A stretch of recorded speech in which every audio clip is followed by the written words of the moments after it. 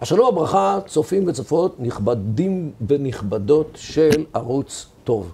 היום יום שלישי, כ"ג באב, תשפ"ד, 27 באוגוסט 2024, ואנחנו פה באולפני ערוץ טוב.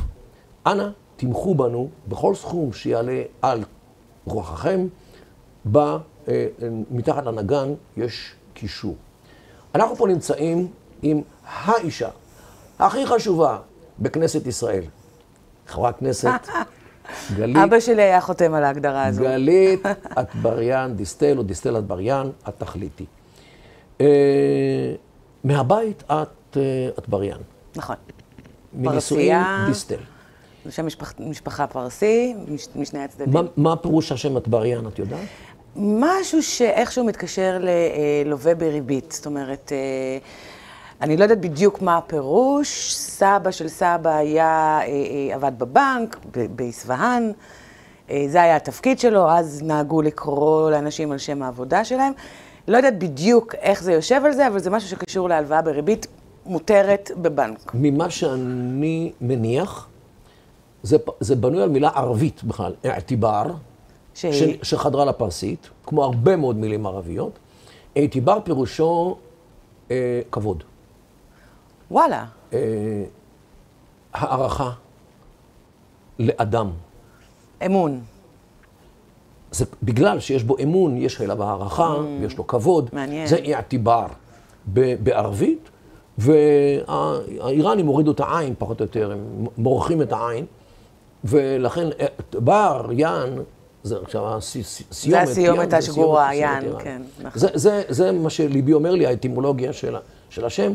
על כל פנים, אולי בגלל שהוא היה עוסק בכספים, אתה לא יכול לסמוך עליו אם אין לו כבוד עצמי. ברור. אדם עם כבוד עצמי לא יפר את האמון בשביל כמה להיות. ולכן אפשר לסמוך עליו. ולכן גם הקישור המעניין שעשית. הקישור בין מעניין מאוד, אני אגיד את זה לאבא. כן, כן, זה כנראה הבסיס הסמנטי שמאחד את הכבוד מצד אחד עם העיסוק בדברים שהאמון הוא הבסיס שלהם. גדל בבית דתי כזה? מסורתי. מסורתי. כמו הרבה מאוד מבני המזרח, כן. שבשבילם יהדות הייתה שבת וחג ואוכל כשר ונישואין כאיזושהי תחנה חשובה בחיים. יש חוקיות נורא נורא ברורה למסורתיים. כולנו נמצאים פחות או יותר באותה מסגרת. אני לא יודעת מי קבע את המסגרת, זה מעניין פעם לחשוב. מי קבע את המסגרת המסורתי, אבל המסורתי לא יכניס חזיר לפה. הוא כן ילך לים בשבת. המסורתי לא יפספס קידוש, אבל גם לא יפספס את המשחק של בית"ר. זאת אומרת, הייתה לנו מין חוקיות כזו, שאיכשהו כאילו העברנו קשר בין כל המסורתיים בישראל, יום כיפור שומרים כהלכתו, פסח שומרים כהלכתו, שבת מקדשים, כשרות, לא אוכלים חזיר, לא אוכלים מאכלי ים, אבל אם אתה במסעדה בחול, תאכל את הצ'יפ. מין סטים של חוקים בלתי כתובים, שהמסורתיים נעו בתוכם, והרגישו מאוד נוח, מאוד מאוד נוח. וגם אני הרגשתי בתוך הסט הזה מאוד מאוד נוח רוב חיי. זאת אומרת, הייתי משוכנעת שאני יהודייה טובה, שאני עושה את מה שצריך, שהקדוש ברוך הוא אוהב את המסורתיים מאוד, את התפיסה החופשית שלהם, וכן את הקשר המאוד מאוד חזק ליהדות, שהיהדות היא המרכיב הראשון בזהות שלנו, זה ברור לכל המסורתיים. ואז חל שינוי. שהוא? זה שינוי שהתחיל, אני חושבת, באופן, אני אגיד מילה שהיא איומה בעיניי, והמון שנים זלזלתי בה נורא, אבל אין מה לעשות, זו האמת, רוחניות. זאת אומרת, השינוי אצלי התחיל מזה שלראשונה בחיי נחשפתי לא למוסר היהודי, לא לחוקים היהודיים, להגות הפנימית של התורה. וזה אוקיינוס חדש שאף פעם לא שחיתי בו. על מתי את מדברת? אני חושבת שבערך התהליך הזה התחיל להתניע לפני שנתיים, משהו כזה. זאת אומרת, תמיד הזהות היהודית הייתה נורא חשובה לי. כשאת כבר לא בת 18. ממש לא. אני בת 50 פלוס, 52. 120? 51. בת כמה אני היום? עוד מעט 54. כן, בערך סביבות גיל 50. לגמרי במקרה נתקלתי בהרצאה של הרב אריק נווה. ביוטיוב. פשוט לחצתי, עניין אותי. וכשהבן אדם הזה פתח את הפה, נפלה לי הלסת. פשוט נפלה לי הלסת. כי המשפט הראשון שהוא אמר, זה חבר'ה, אתם לא יודעים מה זה יהדות. היהדות מונגשת אליכם בצורה מטומטמת, והוא דיבר על כל המגזרים. המסורתי, הדתי, הכיפות הסרוגות, החרדי, הכל. יש פה אוקיינוס שלם שאף אחד לא מודע אליו. אחדות, אהבה, הקשר שלך אל הבורא, מה זה הבורא, מה זה להיות יהודי. והוא גרם לי בהרצאה אחת ללכת לבראשית, לפתוח ולהתחיל לקרוא את זה, הפעם לא כמסמך היסטורי או כמסמך דתי, אלא כאילו אני שומעת את הקדוש ברוך הוא מדבר, וחשמל בכל הגוף, חשמל בכל, אני כאילו הצטמררתי. פתאום קלטתי שיש ספירה שפשוט אף פעם, תדר, שאף פעם לא הייתי בו. ואתה רק נוגע בו ואתה מרגיש משהו חדש שלא הרגשת לפני, ולאט לאט התחלתי לצלול, ולקרוא, ולהפנים, וללמוד, וכל רב, אני אוטודידקטית, אז פשוט מהיקב ומן הגורן. ופתאום האריזל, וואו, וואו, ופתאום הרמח"ל. קבלה? קבלה, אבל קבלה לא רק בצד הרוחני, אלא גם קבלה ליטאית, זאת אומרת מושכלת, רציונלית, כי אני טיפוס רציונלי.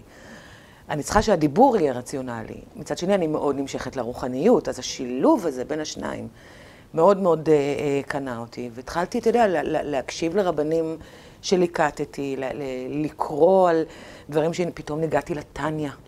מי ידע מה זה טניה? של חב"ד. יהודי ישראלי לא ייתקל בטניה בחיים. לא בבית, לא בבית ספר, לא בשום מקום. ופתאום אתה קורא את הספר ואת הפירוש שלו, והתחלתי ללמוד את זה ממש, שיעורים פעם בשבוע. תקשיב, זה, אני יכולה להגיד לך, מוטי, דוקטור קידר, איך לפנות אליך? מוטי, כפרה, מוטי.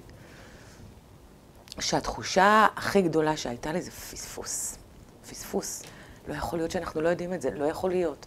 ומפה באה העבודה הפרלמנטרית. זאת אומרת, תוך שנייה זה תורגם אצלי, אוקיי, את נמצאת במקום שיש בו כוח, את יכולה לעשות הכל כדי לחשוף את המידע הזה לכמה שיותר ישראלים. אגב, שיעשו עם זה מה שהם רוצים. שישארו חילונים, שישארו אתאיסטים, שזה יקרב אותם, שזה לא, זה לא משנה, זה לא מעניין. שיכירו את הדינמיט, המחשבתי, הרוחני, הפסיכולוגי, ההגותי, שמשנה תפיסת העולם שלך, את תפיסת המציאות שלך. שתהיה איזושהי נגישות, ושזה ישנה אותך באיזשהו אופן לאן שאתה לוקח את זה. ודרשתי, ועבדתי קשה, והצלחתי להקים באמצע מושב בכנסת ועדת משנה לוועדת החינוך, שעוסקת רק בהגות וברוחניות היהודית בבתי הספר. כי אם אני רוצה לעשות שינוי, זה אחד. וזה שהמידע האקוטי, החשוב, המכונן, הכי חשוב שיש, שנחשפתי אליו רק בגיל 50, שזה לא יקרה לילדים שהיום גדלים, שהם ייחשפו למידע הזה כמה שיותר מוקדם. ואז ישימו אותך בהדתה? דווקא לא. שומו שמיים? דווקא לא. תשמע, בגלל שאני הולכת מאוד בזהירות על התפר, ובגלל שהנושא הזה מאוד מאוד חשוב לי, ואני לא עושה שום אקט פופוליסטי פה, לא תראו מה הם אמרו לי ותראו זה, ואם יש כתבה על הוועדה הזו, אני לא משתפת, לא רוצה לייצר אנטגוניזם. ואפילו הצלחתי להביא לתוך הוועדה חברי כנסת מיש עתיד, שבהתחלה אמרו לי, אנחנו באנו לכאן כי אנחנו רוצים לשמור עלייך ולעשות לך בייביסיטר שלא תעשי הדתה, ואתה רואה איך הם התפרקו מנשקם אחרי רבע שעה, ויושב שם חבר הכנסת סימון דוידסון, יש עתיד, עם כל האג'נדה של יש עתיד, שאמר לי ממש, באתי לשמור שאת לא עושה הדתה, וברבע שעה הראשונה של הוועדה הוא צועק והוא גועש, ואז הוא רואה שהמים שקטים, שאף אחד לא בא לתקוף, שיש מקום לכולם, ותוך רבע שעה הוא מתחיל לדבר על הקידוש מהבית של סבא, איך הוא מתגעגע. רבע שעה לקח לו להתקלף מהנשק. וזה בדיוק מה שאני עושה שם. שולחן עגול, מזמינה את כולם, כולם. באמת. כל מי שרוצה, ומגיעים אנשים, אתה יודע, כן, מגיעים המון אנשים מהזרם האורתודוקסי, מגיעים הרבה אנשים מכל מיני, אתה יודע, ארגונים כאלה ואחרים, אבל זה לא משנה. כולם בסופו של דבר, תמימי דעים, כן, אנחנו רוצים להכניס יותר יהדות לבתי הספר, וזה אפילו מגיע מהשמאל. תראי, באחת מערי השרון גילתה מנהלת של בית ספר יסודי, א' עד ו', שילדים מסיימים כיתה ו', זאת אומרת, הם בני פחות או יותר 12, ולא יודעים מה זה שבת, לא יודעים מה זה חג, לא יודעים מה זה תפילין, לא יודעים מה זה תפילה, לא יודעים כלום. כלום. הלכה, הביאה את הרב הרפורמי של הקהילה הרפורמית של רעננה, הרב בוידן, שיעביר להם כמה השיעורים, מה זה שבת, מתוך ראייה רפורמית. עכשיו, ייתכן מאוד שהרב הזה מגיע ברכב בשבת לבית כנסת. ייתכן שהוא ידבר איתם, בסדר גמור. הייתה הפגנה של הורים נגד הדתה. עם רב רפורמי. עם רב רפורמי. אז אני רוצה לתת לך נתונים, מוטי. אני רוצה לתת לך נתונים, כי אנשים לא יודעים אותם. מכון מאירים שמתעסק בדבר הזה כל הזמן, רוני ססובר ודורית יצחק ועוד רבים וטובים, עשה סקר. הממצאים מדהימים. מעל 80% מההורים בישראל. עכשיו בוא, 80% מההורים בישראל זה לא רק דתיים, זה פחות או יותר גדול. כל הישראלים חושבים שאין מספיק לימודי יהדות בבתי הספר, ומעל 80% מהמורים מסכימים איתם. ואני רואה את זה בוועדה שלי. אין התנגדות. אין התנגדות. זאת אומרת, יש פה קומץ מאוד מאוד קטן, מאוד מאוד קולני, שפשוט מעביר בצורה חסרת פרופורציות איזשהו סנטימנט שלא קיים בעם, הוא פשוט לא קיים. חילונים, דתיים, מסורתיים, כולם. כן, אנחנו יהודים, כן, אנחנו רוצים להבין מה זה. זאת אומרת, אנחנו כולנו תמיד הולכים שבי אחרי הקיצון, ובמציאות, אני אומרת לך, יש הסכמה מלאה. עכשיו, איפה... מה קורה במלחמה מאז שנה כמעט בעניין הזה? את רואה יותר? כן, אני רואה הרבה מאוד אנשים מהשמאל החילוני שבאים ואומרים, אני יהודי. זאת אומרת, אם עד היום חשבתי שהיהדות שלי או הזהות היהודית שלי היא עוד מאפיין, אני פמיניסט, אני טבעוני, אני ציוני, ואני יהודי מקום חמישי, או שני, או שלישי. אתה שומע יותר ויותר אנשים מהשמאל באים ואומרים, אני יהודי, זה לא... משם אני מתחיל? כן, זה לא אנרכוניסטי, זה לא זהות שכבר עבד עליה כלח, לא, לא, לא. הטבח הזה, שכולם פה הפנימו, לא קרה בגלל כיבוש, ולא קרה בגלל ציונות, הוא קרה, כולנו זוכרים את שיחת הטלפון של הנוח'בה הארור, שהתקשר להורים שלו בעיצומו של טבח ואומר, הרגתי 10 יהודים, אבא, הרגתי 10, הוא לא אמר ציונים, הוא לא אמר כובשים, הוא אמר יהודים. אנשים שמעו את זה, אנשים הבינו את זה. עכשיו, אני לא אומרת, שמאל נשאר שמאל, ימין נשאר ימין, הכל בסדר, זה לא שכולנו עכשיו בקומביה צועדים לעבר זה עם אחדות דעות. ממש לא. אבל יש התעוררות, יש קולות חדשים, ואותם צריך לדעת לקרב, לא להרחיק. וזה שינוי שאני מנסה, לא תמיד בהצלחה, לא תמיד בהצלחה, זה מאבק פנימי ועבודת מידות ולשנות את הטמפרמנט המאוד סוער שלי. ואת רואה את מערכת החינוך, נגיד, בבית ספר יסודי כבר. מתחילה להכניס תכנים כאלו, נגיד, בחינוך הממלכתי? אז בוא תראה מה קרה. זה חשוב נורא. אני אתן לך סקירה ממש ממש מהירה. בערך לפני 10 שנים שי פירון בא ואמר, בדור האינטרנט והטיקטוק והמידע בגוגל, שר חינוך. בדור הזה שילדים וצעירים מקבלים מידע טק, טק, טק, טק, הפורמט של כיתה וספר ולשנן ולעמוד במבחן, די, הוא לא שמיש. הם רצים קדימה ואנחנו נשארים אחורה. בואו נשנה את זה. בואו נעשה את הלימוד לחווייתי. הוא קרא לזה למידה משמעותית. עכשיו, על פניו, זה נראה הגיוני. בואו נעדכן את צורת הלמידה לדור עכשיו, כי לי לא היה גוגל. לך לא היה גוגל, להם יש. בואו נעדכן את זה. בפועל מה שיצא מזה שהוא המיר מבחנים בעבודה חווייתית אומנותית, ושינון בטקסט ברשת, וכל תהליך למידה דידקטי, מסודר ומתיש וסיזיפי, אבל חשוב, הוא התמיר במשהו חווייתי ומשמעותי, whatever, מה שקרה לפי דוח מבקר המדינה, אוקיי? נפילה משמעותית בכל מקצועות רבי המלל, בכל מכונני הזהות של התלמיד. זאת אומרת, לא רק יהדות, לא רק תורה, גם ציונות, גם היסטוריה, גם ספרות, גם כל הדברים שמלמדים אותנו, למה אתה כאן? ובגיל 18, בניגוד לחבר שלך בבוסטון או בלונדון, שגדלתם אותו דבר, עם אותם זמרים, עם אותם סרטונים בטיקטוק, הוא ממשיך לקולג' ואתה פתאום צריך לקחת נשק ולסכן את חייך, הדבר הזה נלקח מהילדים שלנו. זה היה 30%. הוא נגע בזה ב-30%. אחרי דוח מבקר המדינה ואחרי ביקורת ספרותית גדולה שהראתה שזה פשוט נכשל, כי במקום למידה משמעותית או חווייתית, לא הייתה למידה בכלל. גם מבחינת הכמות וגם מבחינת האיכות, תלמידי בית הספר בישראל הפסיקו ללמוד. לא ציונות, לא היסטוריה, לא תושבע, לא תורה, לא תנ"ך, כלום, הפסיקו ללמוד. באה שאשא ביטון, שרת חינוך נוספת, ואת ה-30% של שי פירון, היא הפכה ל-100%. זאת אומרת, כל הנושאים שמכוננים את הזהות של התלמיד, שילד מכיתה א' עד כיתה י"ב אמור לספוג כדי להבין למה הוא אזרח במקום הסופר בעייתי הזה ולא במקום אחר. למה הוא שונה מכל החברים שלו במערב האירופאי או האמריקאי. למה להיות ישראלי, ציוני, יהודי, בתוך המזרח התיכון מוקף ב70 זאבים, זה משהו שהוא קשור לעץ היסטורי עם שורשים עמוקים, נלקח מהם, מוטי, זה נלקח, אין יותר. כל רבי המלל הפכו להיות מהיום חווייתיים. לא צריך ללמוד, לא צריך בגרות, לא צריך לבחון, לא צריך לשנן, לא צריך כלום. ועכשיו זה המאבק. וזה המאבק שאני כרגע נאבקת. רגע, אז יפעת שאשא ביטון עודדה את זה או חיסלה את זה? אני לא הבנתי מדברייך. היא עודדה את התהליך שעשה שי פירון והמשיכה אותו, סחפה אותו. כמה שהתהליך הזה נכשל... והתוצאה? אני אגיד לך מה התוצאה, לא מפי גלית דיסטל, מפי מורה, לא מורה, מנהלת בית ספר, בשם סמדר מורס, שפשוט נחתה לי בוועדה, בכנס הראשון של הוועדה, חילונית לגמרי, לא שומרת שום מצווה, מצוות רחוקות ממנה והלאה. מנהלת בית ספר בתל אביב, אוקיי? דבר ראשון היא לקחה את המיקרופון והיא אמרה, אין יהדות, אנחנו בסכנה. אני רואה את זה כסיטואציית חירום.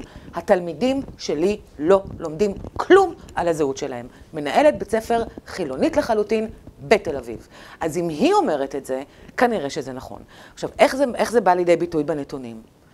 פעם אנחנו רואים למשל על אחוז הלימודים של תורה, יהדות, תושבע לפני 30, 40, 50 שנה, אתה רואה את הגרפים יורדים, צוללים לקרקעית, מגיעים לאפס. אנחנו אשכרה מכחידים את הזהות שלנו באופן אקטיבי. יסודי ותיכון. בוודאי. מכחידים את הזהות שלנו באופן אקטיבי לחלוטין. ומה שהמנהלת הזו אמרה היה מאוד חכם ונכון בעיניי. זה כבר לא קשור, כן תשמור מצוות, לא תשמור מצוות, אתה דתי, אתה לא דתי. לא. עצם הידיעה. לא, זה חוסן. זהות היא חוסן. תראה באיזה מצב ביטחוני ישראל נמצאת.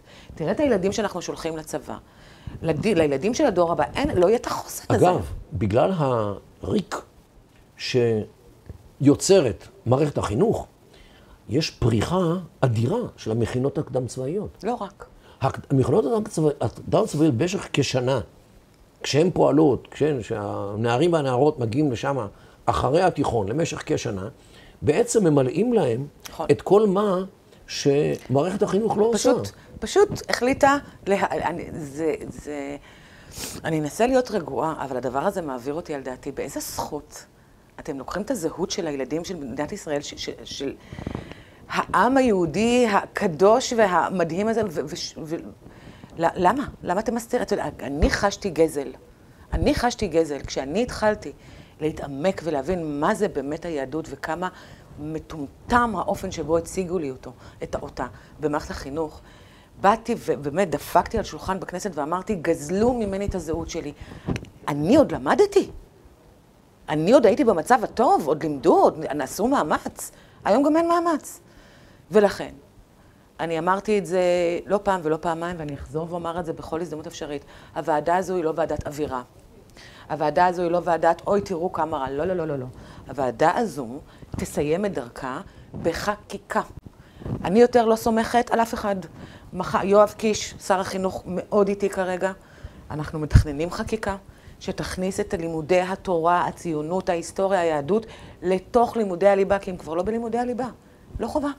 בית ספר יכול לבחור, יש שעתיים, יש אפילו שעתיים? כן. מאוד אפקטיבי. ויש מנהלי בית ספר שאומרים, גם השעתיים האלה לא נחוצות לנו. זאת אומרת, זה וולונטרי, בופה. תחליט מה אתה מכניס בעגלה. לא. חקיקה. לימודי יהדות, לימודי תנ"ך, התורה, הזהות, ייכנסו בחקיקה, כך שזה לא יהיה תלוי יותר במנהל בית ספר או בשר חינוך. זה בחוק חובה ללמד. זה התהליך, לשם הולכים. לדעתי זה נכון, זה בסדר, זה חשוב, אבל זה לא מספיק. למה? נכון. כי חינוך, בסופו של דבר, זה לא רק מה שמביאים בבית ספר. זה תקשורת, זה מרחב ציבורי, זה מה הורים אומרים לילדים. נכון. זה איך נוסעים בארץ לדודה שגרה בצפון או בדרום. האם אבא אומר, תראו, יש פה קניון, ויש פה איזשהו מרכז קניות, ויש פה משהו אחר, או האם אבא אומר לילדים, תראו, פה היה קרב ב-48, שקרה ככה וככה, פה יהושע בן נון נלחם שמה, פה, וזה הקטע. האם אתה יודע לנסוע בארץ, כאשר התנ"ך נמצא בצד, והוא... כאשר התנ"ך הוא ה-Waze. והוא ה-Waze שלך, בדיוק. הדרכים שלך, אתה עובר ליד בין צורעה ובין אשתאול. האם אתה מזכיר את שמשון, השופט שפעל באותה...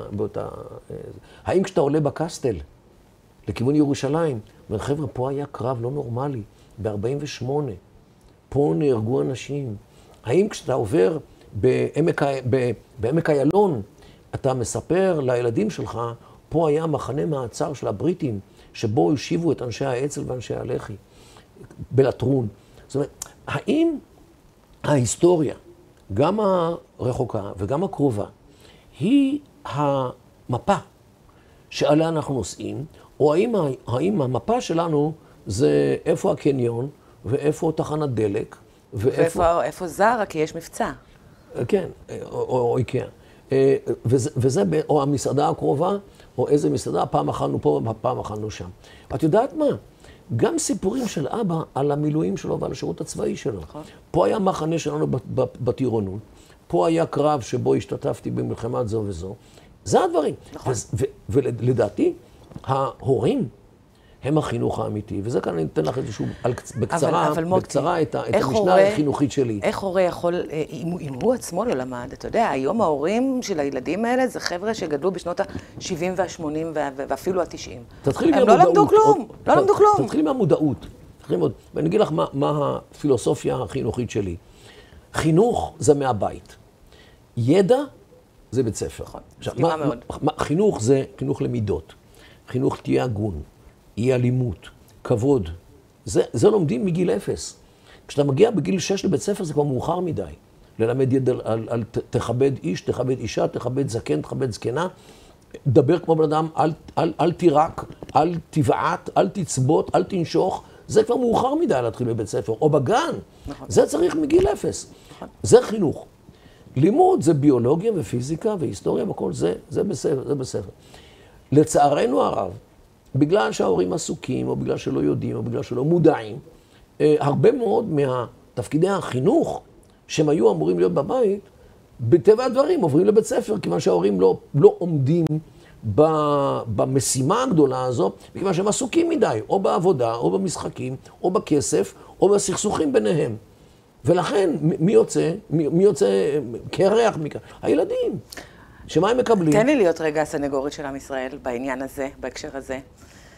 שנים דאגתי מאוד ממה יוצא מהדור הזה, דור הטיקטוק, הדור השטחי, הדור שלא לומד כלום בבית ספר, שום דבר משמעותי, רק מתמטיקה או אנגלית, כדי שאחר כך הוא ילמד להיות מתכנת מחשבים יותר טוב, ואין רוח ואין בניית אתוס ואין כלום.